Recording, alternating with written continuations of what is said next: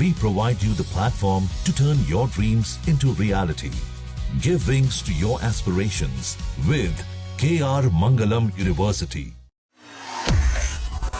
दोस्तों, मध्य प्रदेश में राज्यसभा की 3 सीटों के चुनाव होने वाले हैं और कांग्रेस पार्टी का 2020 के हुए चुनाव का वो दर्द अभी भी ताज़ा है। तब कांग्रेस को 2 सीट मिलने की पूरी उम्मीद थी, लेकिन आखिरी में उसे सिर्फ 1 सीट मिल पाई और भाजपा 2 सीटें जीतने में कामयाब रही। इस बार 2026 के राज्यसभा चुनाव में भी वही चीजें दोहराई जाने वाली हैं। या कांग्रेस पुरानी गलतियों से सबक लेते हुए नई तरीके से चुनाव लड़ेगी। इस समय मध्य प्रदेश विधानसभा में किसके पास कितने विधायक हैं, कौन सी गणित किस पार्टी के लिए सटीक बैठने वाला है, आज इसी बारे में हम आपको आसान भाषा में समझाने वाले हैं। दोस्तों, सबसे पहले 2020 के राज्यसभा चुनाव की कहानी को सरल भाषा में समझ लेते हैं। उस समय कांग्रेस पार्टी से कमलनाथ मुख्यमंत्री थे और कांग्रेस के पास 114 विधायक थे तो भाजपा के पास कुल 109। कांग्रेस ने सोचा था कि 2 राज्यसभा सीटें अपनी झोली में वह डाल लेगी। एक सीट दिग्विजय सिंह के साथ तो पक्की कर ली गई थी, दूसरी सीट ज्योतिरादित्य सिंधिया के लिए।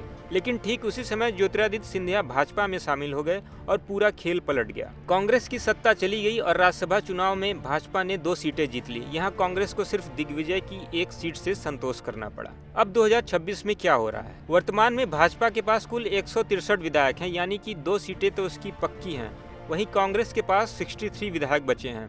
कांग्रेस के 2 विधायकों की सदस्यता जाने के बाद उनका संख्या बल कम हुआ है। एक विधायक निर्मला सप्रे का रुख भाजपा के प्रति बताया जा रहा है और आदिवासी विधायकों के साथ भाजपा का लगातार संपर्क चल रहा है, यानी साफ है कांग्रेस के लिए तीसरी सीट बचाना भी मुश्किल होता नजर आ रहा है। कांग्रेस की सबसे बड़ी समस्या, कांग्रेस की अंदरूनी कलह खत्म नहीं हो रही है। दिग्विजय सिंह ने तो अपनी दावेदारी वापस ले ली है, लेकिन कांग्रेस अभी यह तय नहीं कर पाई है कि तीसरे सीट के लिए कौन हकदार होगा। कोई नाम सामने नहीं आ रहा है। पार्टी में गुटबाजी, असंतोष और समन्वय की कमी साफ दिख रही है, जबकि भाजपा पुराने और नए नेताओं को लेकर तैयारियों में जुट गई है। भाजपा का तीसरा उम्मीदवार कौन? भाजपा की अंदरूनी चर्चा में सबसे बड़ा नाम डॉक्टर नरोत्तम मिश्रा का चल रहा है। 2018 से 20 में उन्होंने कमलनाथ की सरकार को गिराने में अहम भूमिका निभाई थी। 2023 के चुनाव से पहले कांग्रेस के बड़े पैमाने पर नेता कार्यकर्ता उनके जरिए भाजपा में आए।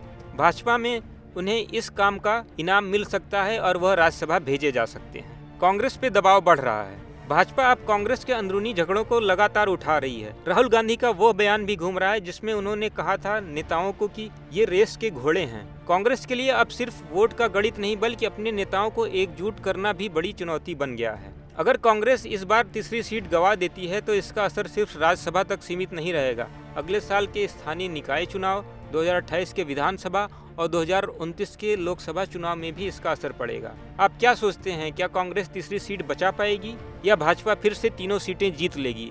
2022 के इतिहास को क्या फिर से दोहराया जा सकता है? भाजपा इस बार कांग्रेस को कैसे पटकनी दे सकती है? अपनी राय कमेंट सेक्शन में जरूर बताएं। अगर वीडियो पसंद आए तो लाइक करें और शेयर करें और चैनल को सब्सक्राइब करना न भूलें।